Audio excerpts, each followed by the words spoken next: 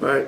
We were asking, first of all, this shiur is the refuah shlema of Breina Bracha Batreina, and to the Hatzlacha of Karen and our big friend Mike. So I was asked a question, how do you become more parush? Parush means you kind of leave the world behind you, to become holy. Right, that was the question. So you can do it. The way we said it, you really cannot do it. Because if a person, for example, is immersed with pleasures and with what this world has to offer to you and so on and so forth, and of course you have to enjoy it, what the world gives you. But the limit, how do you create the limit and then from the prishut, being separated? In other words, it's not that I'm making the pleasures of the world asur for me, forbidden for me. I just want to put them under control. How do I do that? And that will be the gate for holiness. So how do I become, in a way, more holy? Well, for sure you don't become holy by putting like a white robe on you and covering your hair, your eyes, and growing a beard and having sandalwood all over the place. That's not makes you holy. To become holy, you don't become holy by declaring yourself to be holy. You have to do the steps. Prishut, how would you say prishut in English? Abstinence. Abstinence is another way, or another word, another way to really describe freedom. Believe it or not. People think that freedom is my ability to do whatever I want, whichever I want, without giving account to anybody. But then you become a prisoner of your own desire. You can move without it. Like, for example, you like to drink wine. Is wine good? Yeah. Am I allowed to drink wine? In Judaism, am I allowed to drink wine? Oh, of course. How do I drink wine as a Jew? Well, we tell you there are boundaries. You have to make a bracha before, bracha after. There's a shiur, 3.5 ounces, whatever amount you drink. If you drink X amount, you can. In other words, you're putting boundaries on it. To become abstinent, or to become holy, or to become free, let's look at the process of becoming, or going to breaking an addiction. If you drink wine, eventually you could become an alcoholic.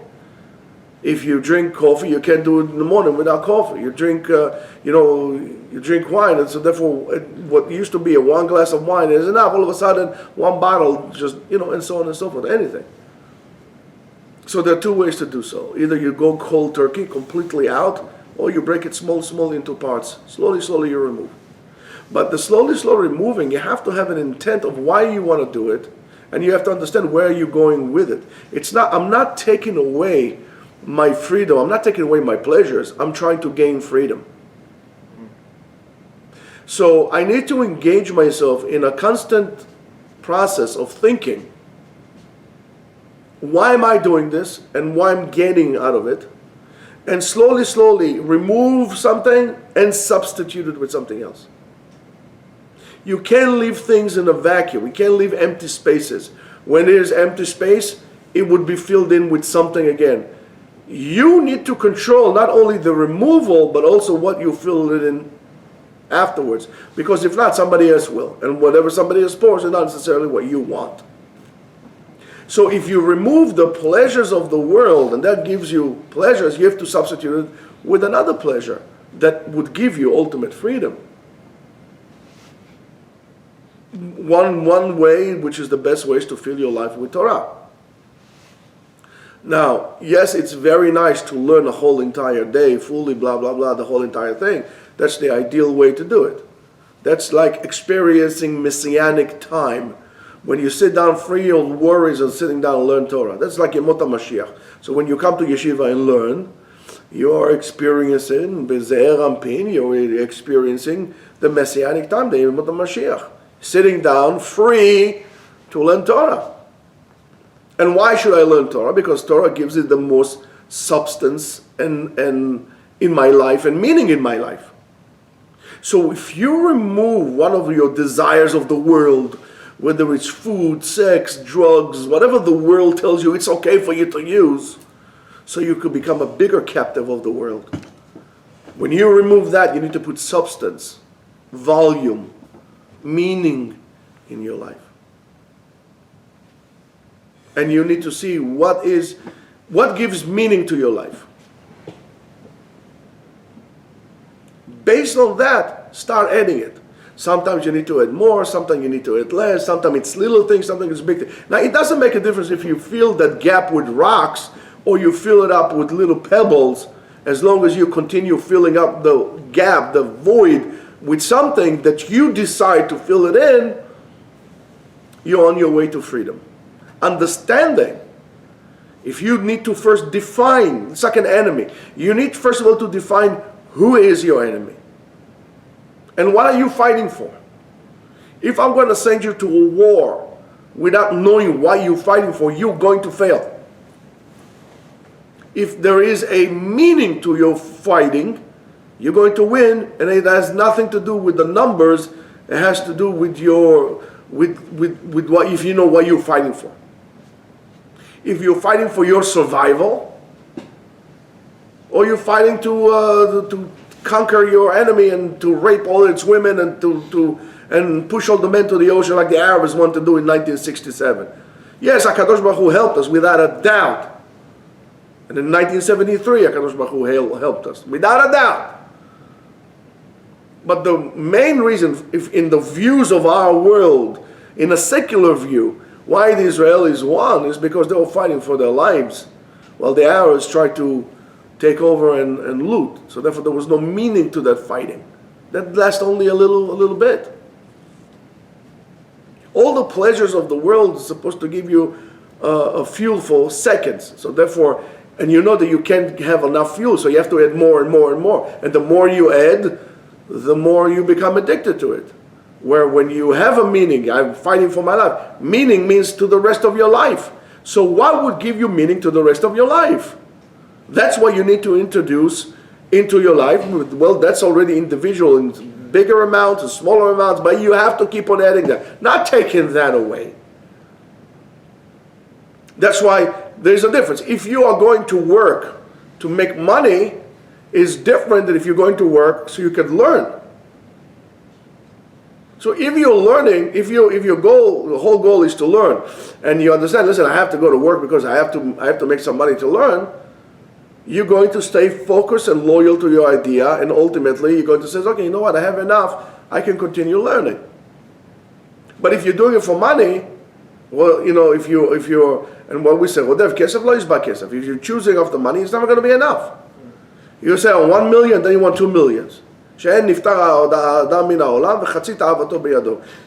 to leave the world with half of your desire in your hands. Why? Because you always want more. I said, oh my goodness, I'm going to give you $1 million. David, will it be good to have $1 million? Sure, you want $1 million. Okay, what, that's it? You know what, I wouldn't mind to have 2. You want 2? Why 2? No, let's go to 4. How about 4? 8. No, do I hear 16? You're never going to have enough. Never going to have enough. I know somebody who was making $100 million. I said to him, why don't you quit and sit down and just live your life? He said, well, why would I do that? So, you have $100 million. That's going to last you more than, what in the world are you going to waste this money on? And they won't. They're going to keep on working like dogs until they die. So you want to be parush? Start removing, knowing what you're removing, and know what what you're adding in. And make sure that what you add in has meaning, has purpose, and will give you freedom. To be free from ta'avot completely is only a dead person. But to have your ta'avot, your desires, under control, that's up to you. That's a living person. That's how you become holy. And Ra'ayah Davar, let's take the Rambam. The Rambam wrote, Sefer Kedusha, holiness, how you become holy, by knowing the most basic things of our needs. What's in Sefer Halachot Kedusha? You would think Halachot Kedusha will be how to meditate, how to pray, how to do this, how to do that. Halachot Kedusha, holiness to the Rambam, is Isurei Biyah, right? Sexual interactions, and whatever comes along with that, assigned with it, and Ma'achalot Asurot, what you're allowed and not allowed to eat. Get this under control. Judaism says like this: unlike Christianity, if you want to be a holy man, you want to be a priest, and so on and so forth, what do? You don't marry a woman. Unlike Islam that says if you want to be holy and so on and so forth, don't drink alcohol. Judaism says, listen, we're people, we understand. Have it under control. You'll be the boss of yourself.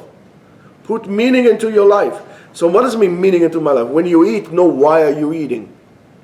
When you walk, know why am I walking.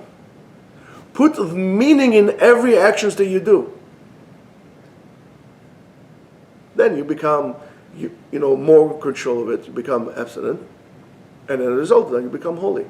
And this is a good choice. Have a nice day.